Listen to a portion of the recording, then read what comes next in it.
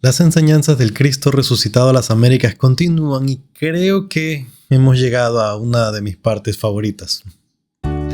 Hola mis queridos hermanos y hermanas, bienvenidos a un nuevo video del estudio del Evangelio. Estamos esta semana en los capítulos 17, 18 y 19 de Tercer Nefi. Hoy nos vamos a enfocar en el 17. Tal vez una de las filosofías más importantes para mí, al menos cuando lo entendí, fue un antes y después. No le demos más vueltas. Yo soy Daniel Ampudialazo. Este es el estudio de Ven, Sígueme. Bienvenidos.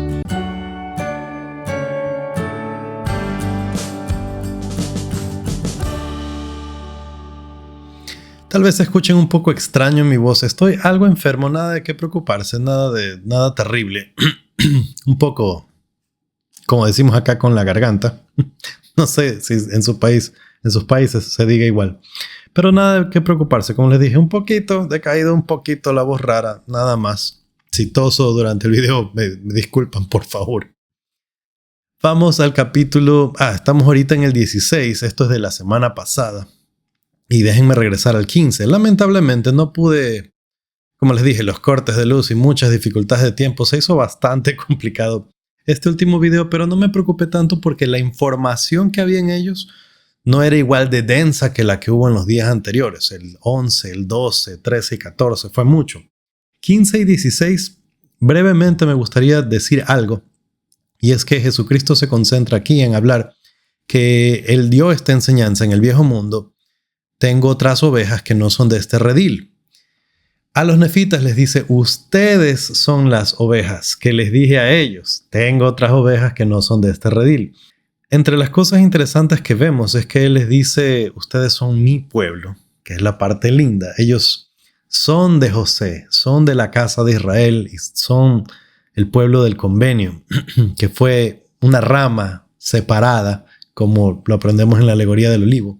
Pero adicional a eso les dije, yo a ellos no les pude hablar más de ustedes por causa de su iniquidad, porque por causa de que no oraron y no pidieron saber de ustedes. Entonces no les dije más. El Padre me dio estrictas órdenes, no les digas más. Pero más adelante dice, tengo otras ovejas además. Y no están allá y no están acá y no están en ninguna parte de la tierra circunvecina, están en otro lado. Eso tal vez sería bueno leerlo. Eso está acá en el 16. Versículos 2 en adelante, porque aquellos de quienes hablo son los que todavía no han oído mi voz, ni en ningún tiempo me he manifestado a ellos, mas he recibido el mandamiento del Padre de que vaya a ellos, para que oigan mi voz y sean contados entre mis ovejas, a fin de que haya un rebaño y un pastor. Por tanto, voy a manifestarme a ellos. En adelante les dice, bueno, ustedes escriban todo lo que les voy a decir, quiero que lleven un registro de todas estas cosas, por si acaso la gente allá en Jerusalén y alrededores no oren y no pidan por ustedes, que quede este registro, que quede esta prueba. Dicho y hecho, por el lado de allá realmente no hay mayor información de lo que pasó acá. Cuando estábamos conversando esto de aquí con mi familia, mi hijo dijo, si la gente de Jerusalén no sabe que nosotros somos una descendencia también de Israel, y fue por causa de esa iniquidad, eso quiere decir que si nosotros no sabemos nada todavía de esas otras tribus perdidas, significa que también nosotros fuimos inicuos y no sabemos. Dios no nos ha revelado. Y fue bastante chistoso la conversación que salió de ahí. Y yo le decía, hijito, yo estaba pensando lo mismo. O sea, nos falta orar, nos falta pedir. Hay más escrituras. Hay un video en el canal que habla sobre esto. Lo pueden buscar si no lo han visto. Se llama algo así como Nuevas Escrituras. Y es un comentario acerca de algo que enseñó Elder Holland en sus redes sociales. Pero sí, tenemos la Biblia, un testigo. Tenemos el libro de Mormón, son 2 testigos. Pero la Escritura dice por boca de 2 o 3 testigos. Y hay un testigo que aún no tenemos. Hay más escrituras que no hemos recibido. Pueden buscar ese video si quieren saber más de eso. Vamos al capítulo 17 y a esta cosa maravillosa de las que le iba a conversar. Versículos 1, 2, 3. He aquí sucedió que cuando Jesús hubo hablado estas palabras, de nuevo miró alrededor hacia la multitud y les dijo, he aquí Mi tiempo está cerca. Veo que sois débiles, que no podéis comprender todas mis palabras que el Padre me ha mandado que os hable en esta ocasión. Por tanto, id a vuestras casas y meditad las cosas que os he dicho y pedid al Padre en mi nombre que podáis entender. Y preparad vuestras mentes para mañana y vendré a vosotros otra vez. Mi tiempo está cerca. Solamente de leer eso causa emoción. Pensar que estaban ahí con Jesús y que les dice, se me acaba el chance, me tengo que ir. Fíjense en cómo Él les enseña. Otra vez, ¿quiénes estaban aquí? Lo mejor de los nefitas, los que habían tenido fe, los que soportaron las tentaciones, los que sobrevivieron al cataclismo que hubo allí. Estamos hablando de Nefi y de otros profetas que hicieron grandes milagros, que Nefi levantó a su hermano de entre los muertos. La gente no podía descreer las palabras de él. Eran gente, era lo mejor. Veo que sois débiles. No podéis comprender todas mis palabras. Hermanos y hermanas, ¿no está hablando de nosotros también? ¿Cuántas veces leemos el libro de Mormón y pasamos por las mismas escrituras y muchas veces no entendemos? Somos débiles. Esto no es una censura, esto no es un reproche. Esta es la realidad. Nos falta mucho para poder comprender estas cosas. Pero Él no solamente nos dice eso, sino que da la solución. Por tanto, id a vuestras casas. Para mí esto es clave. Id a vuestras casas. Estas cosas se aprenden en familia. Meditad las cosas que os he dicho. Para mí esto es personal y familiar. ¿Cómo uno medita en familia? Hablando de estas cosas. Y la pregunta es, tuvimos la maravillosa conferencia que tuvimos, la gran bendición de escuchar a estos líderes maravillosos. Estamos conversando de las cosas que aprendimos, estamos pensando en las cosas que aprendimos, le estamos dando vueltas en la cabeza, es lo que hay en nuestra mente y en nuestro corazón. ¿Qué cosas de las que se dijo ahí dijimos, eso es para mí, o esto me puede ayudar aquí, esto fue contestación a mis oraciones? Id a vuestras casas, meditad las cosas que os he dicho. Tercero, pedid al Padre en mi nombre que podáis entender. ¿Qué tan seguido oramos nosotros en el modelo de la oración, en el nombre de Cristo? ¿Qué tan seguido nosotros pedimos al Padre entender las Escrituras, entender los mensajes de la conferencia, entender estas cosas? Somos débiles. Vayamos a casa, meditemos estas cosas, pidamos entender. Último punto, prepara vuestra mente para mañana. Es decir, no es que el Señor va a esperar a que entendamos para luego hablar un poco más. Ahí hay un montón de información y va a seguir llegando la información. Y nos seguimos quedando atrasados a menos que hagamos estas cosas. Debemos preparar nuestra mente para lo que vamos a aprender mañana. Maravilloso, maravilloso, absolutamente bellísima esta doctrina. Pero ahora voy al Padre, 4. Y también voy a mostrarme a las tribus perdidas de Israel, lo que estábamos conversando, porque no están perdidas para el Padre, pues Él sabe a dónde las ha llevado. Y sucedió que cuando Jesús hubo hablado así, de nuevo dirigió la vista alrededor hacia la multitud y vio que estaban llorando. Y lo miraban fijamente, como si le quisieran pedir que permaneciese un poco más con ellos.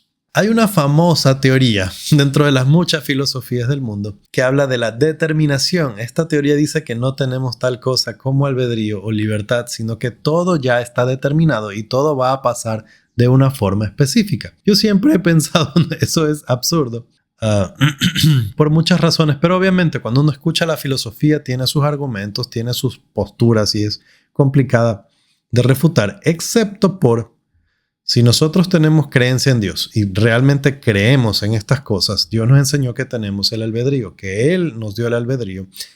En la conferencia se habló bastante acerca del uso del albedrío. Entonces, realmente nosotros tenemos la capacidad de tomar decisiones.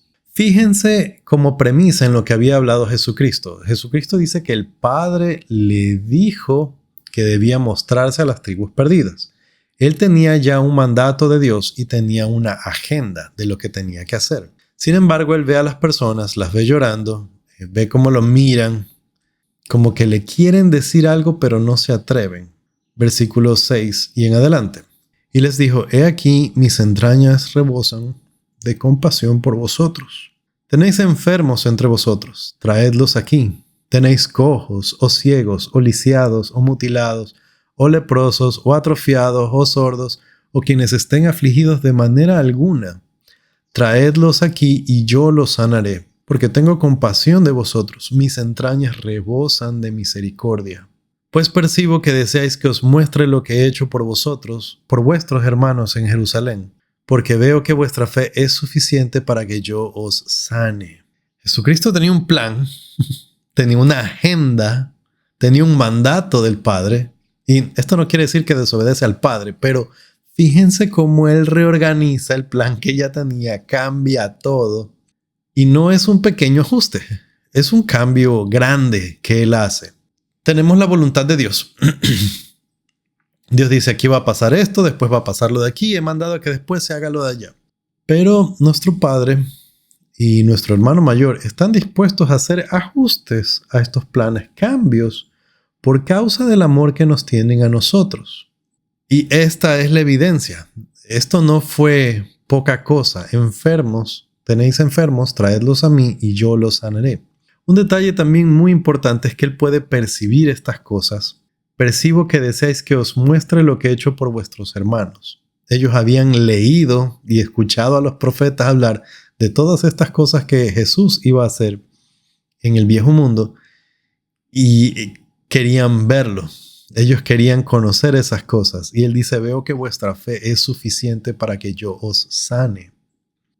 Tenemos fe para sanar, pero también fe para ser sanado. Incluso tenemos fe para no ser sanado. ¿Qué pasa cuando realmente la voluntad de Dios no es que yo sea sanado? Tengo suficiente fe para mantenerme bien dentro del Evangelio, aun cuando tenga que sobrellevar una carga dura, difícil. Pienso yo que esa es la fe más grande de todas realmente. Mis entrañas rebosan de compasión por vosotros. Esta es la razón. ¿Por qué Jesús hace todo este cambio de planes, todo este ajuste? Por causa de la compasión que tiene por nosotros. Y esta es una gran lección que nosotros podemos aprender también. A veces ya tenemos hechos nuestros planes, a veces ya tenemos nuestras instrucciones de cómo se van a dar las cosas, pero por causa de la compasión podemos hacer cambios en nuestros planes. El Espíritu nos puede susurrar también. Cuando Dios enternece nuestro corazón, nosotros podemos cambiar nuestro corazón, nuestra postura, nuestros planes. Continuemos. Y sucedió que cuando hubo hablado así, toda la multitud de común acuerdo se acercó con sus enfermos y sus afligidos y sus cojos, sus ciegos, sus mudos, todos los que padecían cualquier aflicción, y los sanaba a todos según se los llevaban. Orden.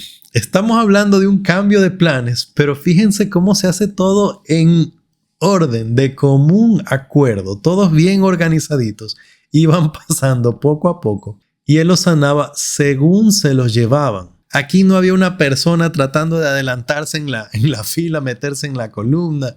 Aquí no había personas que, este caso es que yo tengo que hacer algo, entonces voy a ir primero. Uno enseguida cuando piensa en estos problemas se imagina a la gente haciendo fila en el banco. La gente que quiere meterse en la fila o en otras circunstancias. Menos mal, acá en el cine era terrible años atrás.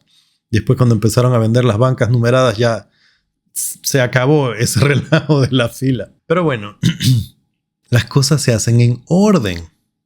Versículo 10.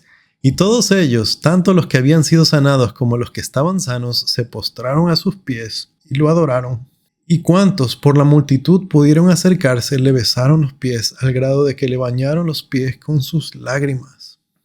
Este evento hermoso no hubiera sucedido si Jesucristo hubiera dicho, yo sé que quieren que me quede, pero no puedo. No puedo, el Padre ya me dijo que me tengo que ir, tengo hartísimo que hacer, tengo un montón que hacer. Me voy. Si Jesucristo hubiera hecho eso, no hubiéramos tenido este momento de ellos caer a sus pies, sanos y enfermos, sanados y sanos. Y de adorarle, de besarle los pies.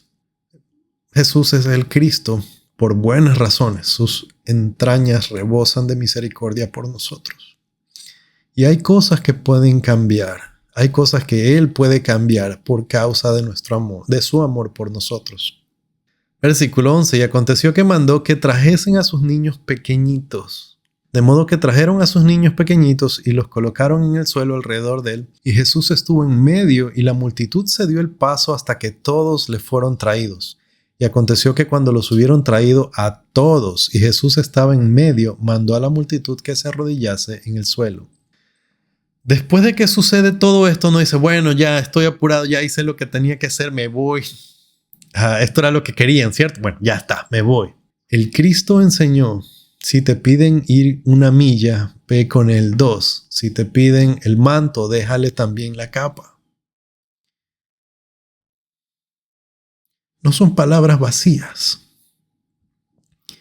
Después de sanar a todos sus enfermos, que era lo que ellos querían, que era lo que querían ver, que eran los que querían que suceda, Él, adicional a eso, tráiganme a sus niños pequeñitos. Los traen otra vez en orden, todos ellos arrodillados alrededor de Él. Y versículo 14, sucedió que cuando se hubieron arrodillado en el suelo, gemió Jesús dentro de sí y dijo, Padre, turbado estoy por causa de la iniquidad del pueblo de la casa de Israel. A mí esa oración me da vueltas. Estamos en este momento tan lindo, tan lindo. Y la oración de Jesús es, estoy triste, estoy preocupado por la gente en Jerusalén. Esto a mí me hace pensar que Él no tuvo la misma experiencia en Jerusalén cuando aparece a 500 hermanos a la vez de lo que tuvo aquí. Y Él podía contrastar esta disparidad, esta diferencia. De esto no tenemos certeza, estas son las ideas que me dan vuelta a mí en la cabeza. Versículo 15, cuando hubo pronunciado estas palabras, se arrodilló él mismo también en el suelo y aquí oró al Padre, y las cosas que oró no se pueden escribir, y los de la multitud que lo oyeron dieron testimonio.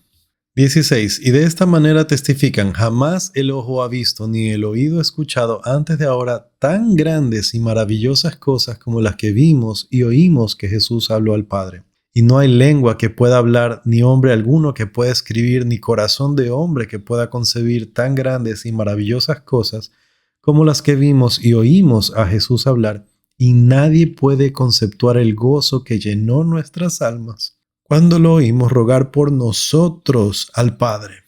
Él hace esta oración que es tan linda, tan hermosa que no lo podían repetir, no lo podían explicar, no lo podían escribir, solo podían dar testimonio de que fue así. Y muchas veces los sentimientos que llegan a nuestro corazón, el testimonio que recibimos es así. ¿Les ha pasado que a veces tienen una experiencia con una escritura, entienden algo, sienten algo y luego no se lo pueden explicar a alguien más, solamente saben que es real, que está ahí? Esto fue una versión recontra potente acerca de eso, pero tal vez mi detalle favorito de esta oración, que los llena de tanto asombro, de tanto gozo: nadie puede conceptuar el gozo que llenó nuestras almas cuando lo oímos rogar por nosotros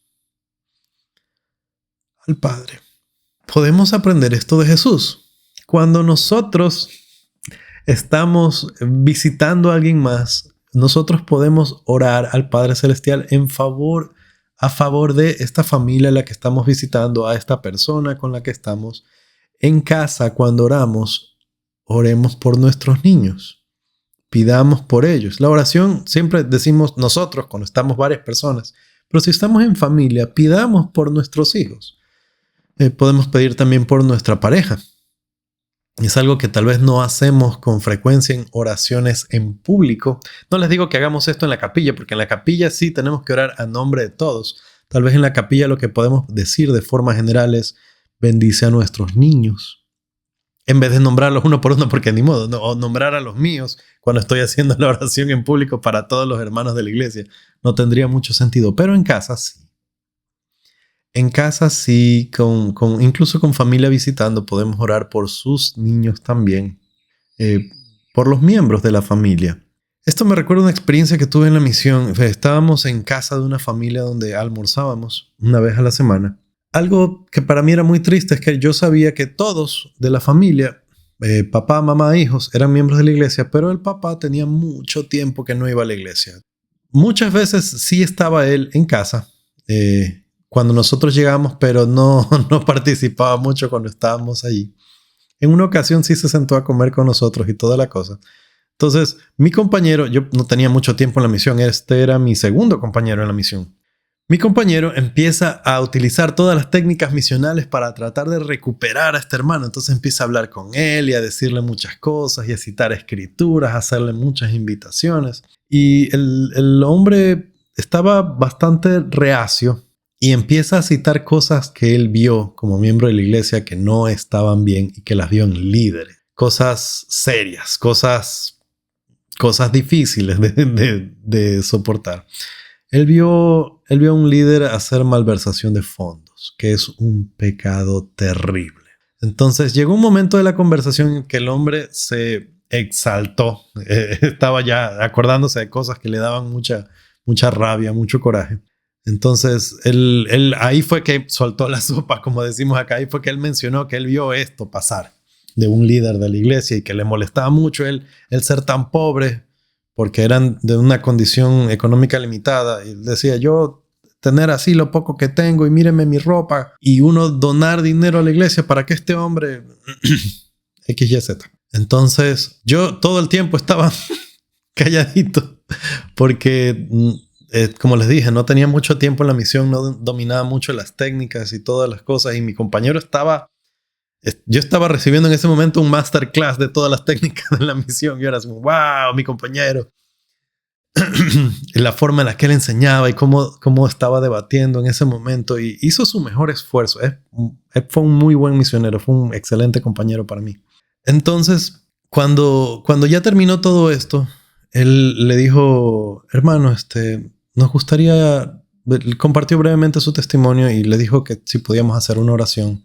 Y le preguntó quién quisiera que haga la oración para retirarnos. Y el hermano me pidió que la haga yo. Cuando hice la oración, y esto fue inspiración del momento, yo empecé a rogar por este hermano. Empecé a rogar a dar gracias por su integridad, a decir que entendíamos, que si nosotros entendíamos, Dios entendía su descontento. Empecé a pedir por su curación, porque sane su corazón. No recuerdo en detalle las cosas que dijo, como les dije, pero este era el sentimiento que salió en ese momento. Y al hacerlo, cuando terminé la oración, recuerdo levantar la cabeza así como, bueno, nos vamos. Y lo vi al hermano y estaba llorando.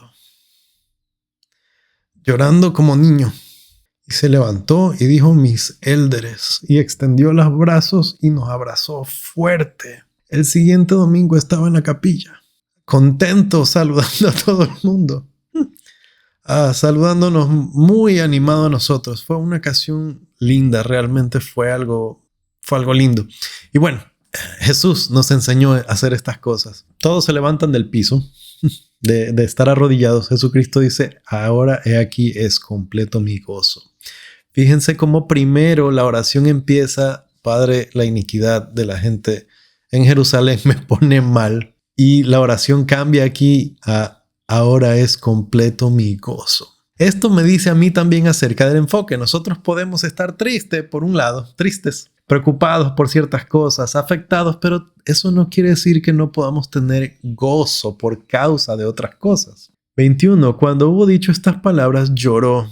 Y la multitud dio testimonio de ello y tomó a sus niños pequeños, uno por uno, y los bendijo y rogó al Padre por ellos. Y cuando hubo hecho esto, lloró de nuevo.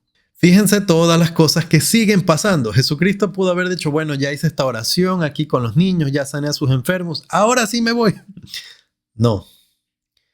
Toma a los niños uno por uno para bendecirlos. Por corta que haya sido esa bendición, ¿cuántos niños habían en esta multitud de 2,000 almas? ¿Cuánto tiempo se habrá tomado para bendecir a cada uno? Y además, él ruega al Padre por ellos y llora. Dice que llora otra vez. Hay gente que dice, hermano, ¿por qué llora usted tanto cuando habla? Me emociono, discúlpenme. Jesucristo también lloraba. 23. Yo considero esto un mandamiento. Y habló a la multitud y les dijo, mirad a vuestros pequeñitos. ¿Qué significa mirar a nuestros pequeñitos? ¿Qué consecuencias lleva a poner atención a nuestros niños pequeños? Obviamente significa cuidarlos. También significa aprender de ellos. ¿Qué más significa mirar a nuestros pequeñitos? Pueden dejarme en los comentarios cuál es su interpretación de este mandamiento. Mirad a vuestros pequeñitos. Versículo 24. He aquí, al levantar la vista para ver, dirigieron la mirada al cielo y vieron abrirse los cielos y vieron ángeles que descendían del cielo, cual si fuera en medio de fuego, y bajaron y cercaron a aquellos pequeñitos y fueron rodeados de fuego, y los ángeles les ministraron. Imagínense esta visión, este momento de ver descender a los ángeles, estar alrededor de los niños y enseñarles. Otra vez, nada de esto hubiera pasado si Jesucristo se hubiera ido. Versículo 25. Y la multitud vio y oyó y dio testimonio, y saben que su testimonio es verdadero, porque todos ellos vieron y oyeron cada cual por sí mismo, y llegaba su número a unas 2,500 almas, y se componía de hombres, mujeres y niños. Entonces, asterisco y corrección, no eran aproximadamente 2,000, eran aproximadamente 2,500. Siempre niños es lo que más hay. ¿Cuántos de esos 2,500 habrían sido niños pequeños? Pero Jesucristo bendijo a todos uno por uno. Como padres, nosotros de esto podemos aprender. Mirad a vuestros niños, pongan atención a sus hijos. Mucho más que al teléfono, mucho más que a la televisión, a Netflix, a quién sabe cuántas cosas más que a veces se interponen entre nosotros y nuestros niños. Observémoslos, miremos qué hay en su rostro, miremos cuáles son sus necesidades, oremos por ellos. En el caso de los varones, demos bendiciones a nuestros niños. En el caso de los poseedores del sacerdocio. Hemos aprendido grandes cosas de Jesús, grandes lecciones a tomarnos el tiempo para atender a otras personas, a tomarnos el tiempo para rogar a Dios por ellos, a cambiar nuestra agenda, a cambiar nuestros planes, a tener misericordia, a sanar a otros. Podemos sanar el corazón de otros. Jesucristo dijo poner en alto la luz. ¿Qué hacemos nosotros? Traer a Jesús a la vida de estas personas que lo necesitan. En muchas ocasiones he pensado yo, la gente siempre dice, ¿qué haría Jesucristo en mi lugar? Y yo siempre pienso, bueno, no se trata de qué haría Él. Él tenía toda autoridad, es el Hijo de Dios, etcétera, etcétera. La pregunta más correcta es, ¿qué quisiera Jesús que haga yo en esta situación? Este capítulo nos dice muchas de las cosas que nosotros podemos hacer en diferentes situaciones. Y como les dije, nosotros no somos el Cristo, pero podemos traer el Cristo a la vida de las personas. Imagínense qué significará esto de hacer que, por causa de nuestro ministerio, de nuestra oración, de nuestro ruego, que nuestros niños sean rodeados de fuego, es decir, de luz, que sean bendecidos por el Cristo. Por nuestras familias, por aquellos hermanos a quienes servimos, por aquellos a los que tenemos asignados, por nuestros alumnos si somos maestros, podemos rodear a las personas de misericordia y del fuego del Espíritu. Conmigo será hasta la próxima.